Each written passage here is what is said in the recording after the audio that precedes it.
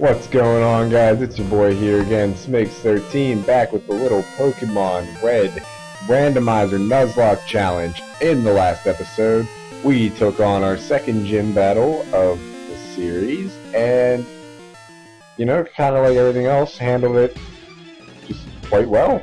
I mean, if you've been following us so far, as you can see here, we have a level 27 Gengar, our starter, and a level 25 Blastoise, which we were fortunate enough to find. So what we're going to try to accomplish in this episode is get to the SSN and hopefully maybe a decent way through it. So what we have here is a Rocket Grunt who ended up stealing the TM28, I believe it is, which in the normal game is Dig. I don't know if it's still all the same, whatever, but... And I believe he usually has a Diglett here, maybe Sandshrew. I can't honestly remember, but it doesn't matter. Because he has a weak level Ditto, and we are just about to run the train with Gengar. Which is kind of ironic, because Ditto is, well, as you see there, used to just run train. For breeding purposes it is. So, kind of weird. But, everyone's gonna be a slave to something. So I apologize, not that really anybody's actually watching my videos yet, but I've been more super focused on Super Mario 64. It's been interesting me a lot more recently. However, as soon as I say that, I must follow up with, it's killing me. It is not so slowly killing me, actually. I'm getting so frustrated with that game. I mean, we're pretty much about halfway through it already. But it is just so unbelievably frustrating at this point, just knowing where everything is and still not being able to just finish the job off. So I'm coming back to this, coming back to my roots here, LP number 1 for you guys. And plus I haven't been able to get a whole lot of these videos up. So here we go, we have TM28, which like I said contains Dig. I honestly can't remember if I switched what the TMs are in this game or not. It's been just that long. Oh, okay, apparently not. So it still contains Dig. As you see there, we went and visited Bill to get our SS ticket, and that is what you need to get yourself onto the SSN down in Vermilion City. So down here on my left, this little patch, you see that house? That's the daycare in this game. You can only put one Pokemon in the daycare at a time here, which kind of sucks, but it is what it is. So you can't really breed or anything. And I remember going through this patch in the original game was quite possibly one of the hardest things in the world for me. I don't know why when I was younger, I never wanted to bring more than like 3 Pokemon at a time with me. But that ended up killing me a lot because, you know, just trying to tank through this at average level. And there was always that Butterfree at the end that would put you to sleep. It was a big mess. So we get a little Gengar and Gengar action here. Do it a second time, except this one's a real Gengar. Just like Nokia was a real boy, I guess. Also knows Nightshade, which I would assume it knows all the same stuff that we do. But I don't think we've actually learned anything. Which is kind of weird because at this point we could be a Gengar, like, in reality, I think. But anyway, he's going to go into the ground poison attacker, Nidoking. Nidoking has decent defense, decent attack, decent overall, but decent attack and decent defense. Can be used for a special defense, or I mean a special attacking sweeper as well. In the new metagame, it's, you know, Earthquake, Poison Jab. It's a pretty deadly combination, actually. Covers Steel, Fairy. Covers a lot of types. But it can also be taken out quite easily, as you can see. So they're going to go into the Jigglypuff. I like Jigglypuff. One of the better done sprites in this game, actually. Looks a little creepy, but it is what it is. And another thing, in this game, Disable will disable a random move, not just the one that you used last, but a totally random move. So in the new games, my water gun would have been disabled there, but not today, not here, not now. I believe, yeah, here we go, there's 2 more here. I believe the girl in the normal game will have like a Squirtle or something.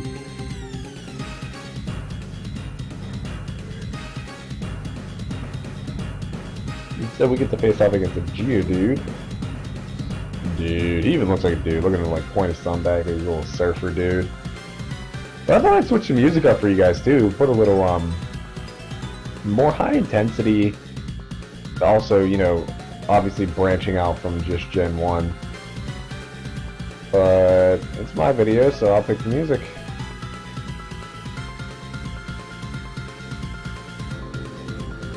Alright, back into the game here.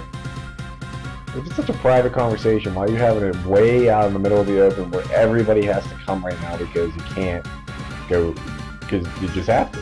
There's no other way in. Alright, like we've discussed Cloyster before.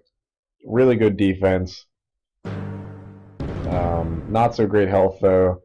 Paired with being weak against a lot kinda hurts it, but in the new meta games, you know, a Shell Smash and an Icicle Spear will fix that right up. Pretty deadly if you know, get maybe a substitute off a Baton Pass. I don't know, but it could definitely be a formidable thing. I know I always have trouble taking it down.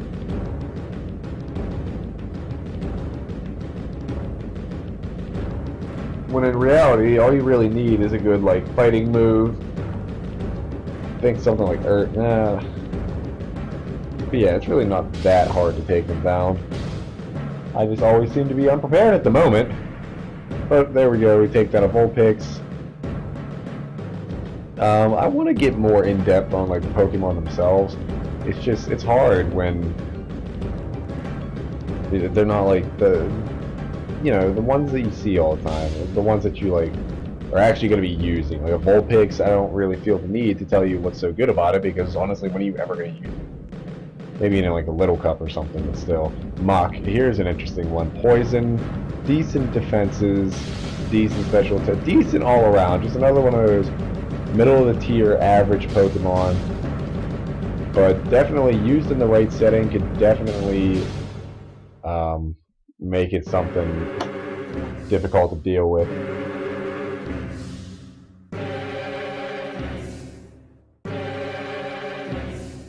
I'm loving this music in the background right now. It makes everything seem so much more intense. You guys are going to see, I'm going to start speeding up some random parts of this, just so, you know, we get through it a little quicker. Alright, just going to switch out Ganglion Blastoise, because my Nightshade is running on a PP, plus I want to keep us even leveled. And I gotta tell you guys, what I totally forgot, and what I totally forgot up there, and shame on me, is that was a new route below Cerulean City there, and I didn't even attempt to catch Pokemon, and I almost didn't try to do it here. See, that's what I meant. I just get into this thing in the older games, where I just carry as little with me as possible, and it really hurts sometimes. I mean, I can't afford to lose either one of these guys right now.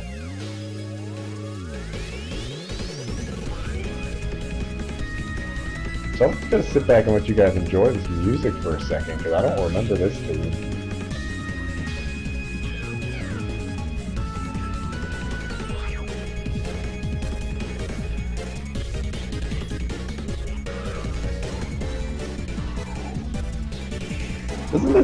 This has like a hint of Kirby music to it, like the little, that right there, it sounds like a little bit of Kirby music. Maybe that's what, I'll get a Kirby game in here. Oh, so many great ideas, but I can't get sidetracked. I've been doing way too many side projects, and I just need to get these two main ones done. Whew. Because I mean, Super Mario 64 is flying right by, a little quicker than I expected, honestly. But this is not going too fast. Oh, with Zapdos. Not good news for Blastoise, but we are a lot higher leveled, so I'm going to be an idiot and risk it to get the biscuit. That's what I was kind of scared of, but it shouldn't even come close to knocking it out. Oh, there's a crit too. Okay, we're good. We're just going to go back into the fight. We're just going to take this bad boy out. Zapdos, another very dangerous foe in the new game, with Heat Wave, T-Bolt, T-Wave, Drill Peck, and it's such a wide variety of moves, such great type coverage. I love this theme. I don't know whose theme this is.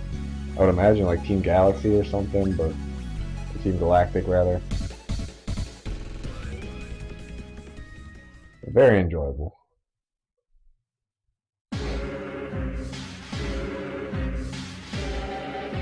Alright, so that is all the trainers on this little route. We're going to check to see how many Pokeballs we have. 8. So we're going to attempt to catch ourselves a Pokemon here. A Starmie! Not the greatest, because I don't really need another water type that can hole in my arm. But beggars can't be choosers. The Starmie's actually... He's fallen off the list a little bit, but he used to be one of my favorite. Like, definitely top 5. Just such a cool look. So dominant. Plus it was part psychic, which of course is my favorite type. It's just such a cool looking thing. Oh wow, what a time to get a critical hit. That is so demoralizing.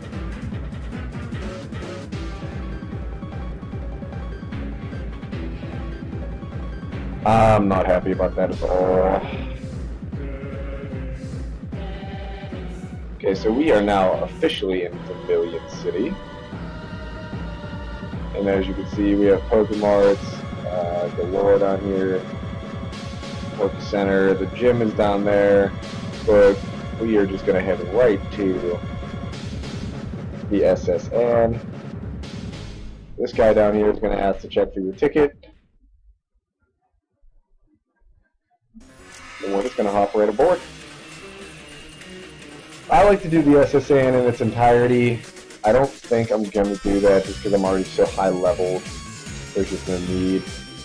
But what I am going to do is show you guys most of it. Maybe we'll do the whole thing. We'll try to blaze through this. Boot Op's there. Pretty decent attack and defense. Speed as well. Ekans, not too strong. Golbat, not much to ride home about, but when it evolves into Crobat, it is a force to be reckoned with. Articuno, definitely also in my old top 5 as well. The coolest looking bird in the world. And the Ice type, which is also one of my favorites. High special defense, decent special attack. I mean, for a legendary. Overall, decent. A good, like, Mist, Defogger. Gyarados. The one thing I don't like about Gyarados is its new Mega Evolution that turns it into a Dark type as well. But that's kind of good because it takes away some of the weaknesses on, like electric attacks. Zubat already been through Crobat, but getting back to Gyarados there, I guess Dark also makes it not weak to Psychic. I don't know. It looks kind of weird. I thought it would just be this cool big dragon thing, and it was not to be apparently. Another Ekans. Maybe they're all programmed to have the same type. Blastoise on Blastoise. I don't have that much health left, so we're not going to risk that. I'm going to go right into the Gengar. Like I said, Blastoise. Overall, really good, as most of the starters are. More of a special attack, defensive kind of thing. As you can see, the big freaking turtle with a big freaking shell on its back. Dodrio. Really fast. Really, really fast. That's about it. So in this game, it makes it a danger for critical hits, but that's about it. It doesn't get a whole lot better than that. Golbat, we've already been through Crobat. This is a nice little educational section here. Sandshrew, very good. Well, Sandslash is strong, not the greatest for its type. We are going to risk it here, as you can see, and it's probably going to pay off. And it does. We get rid of the Sailor. Alright, guys, I'm going to get this music replaying here in the background, so I'll be back in a second. Sorry, guys, my internet actually went out, and that's why the music stopped. My internet here is garbage, absolutely garbage. And it just randomly likes to kick me off from time to time, so there's that. Venomoth, Psychic Bug, if I'm not mistaken, or just Bug, maybe. I think it's just Bug, actually. Yeah, that about says it for that. Not really good. Got a max potion. There's something about these Gen 1 songs that just, oh my god, they're just so good. They're so nostalgic for me, I guess. They're just so good. They're so well put together. They sound beautiful. And it just reminds you of like your childhood when you, I'm not your cherry pie. I like that song though, but it just reminds you of like when you were like 8 and 9 years old, or however old you were when you first started this game, and just walking up to your first gym leader and just going at it. You know, going against Brock with a Charmander or a Pikachu or whatever. And the reason I go down here, guys, is because over here in one of these trash cans there is a great ball. There it is.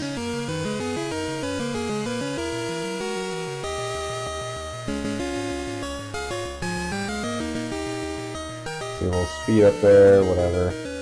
We could go down here and go to the outside of the boat, but there's no need for us to do all that. It's just, I believe, 2 trainer battles. Executor is actually a very, very big user in the meta game. Grass, Psychic, not a whole lot of weaknesses, pretty strong to boot, making it a very difficult thing to take down. You know, things like Hypnosis, Stun Spore, it can learn all those. We are in some big trouble here, actually. So what we need to do is max potion our Blastoise. Hope we don't die here. Get our Blastoise out before we go dying. Alright, thank God we get a break with a Caterpie. Okay, I gotta tell you, I really didn't want that item, so it was kind of unfortunate that we had to take that hit. We're gonna make sure that Blastoise is out first. He is, and since he's level 30, I'm not too worried about our rival right now. Bonjour, Smigs. Imagine seeing you here. Smigs, were you really invited? So how's your Pokédex coming? I already caught 40 kinds, pal. Different kinds are everywhere. Crawl around in grassy areas. But I went from French to Italian to Arab to... I don't do a good French accent, so let's just leave it at that. Sends out the Rhydon. Rhyperior also used a decent amount. Rock Ground, so extremely weak. What I'm about to do. But still really strong if it's able to get off an attack.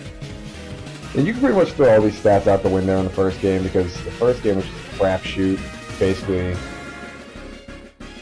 like, things like Alakazam didn't really have a weakness other than Bug.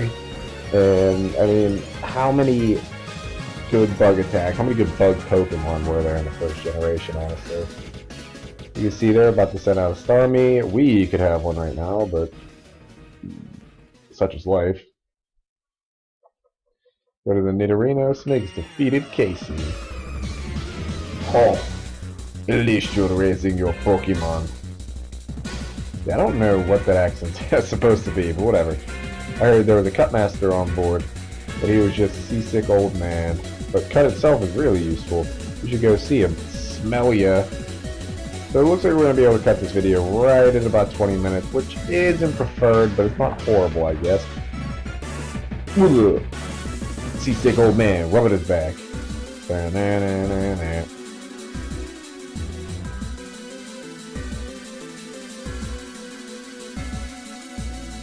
See, I don't understand how he was going to show us Cut. It's kind of something that just like has to be taught. I don't know, but anyway. Once you get cut, whenever you step off the boat,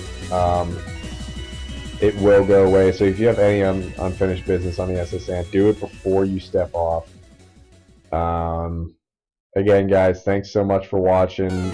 Like, subscribe, leave a comment, whatever you gotta do. Help me out. Let me know what you guys want to see, and then whether that be now in the future. Let me know if I'm missing something. Yeah, guys, thanks a lot for keeping the support up. we're going to cut this video off here. As the ship sails away, so will our adventure for now.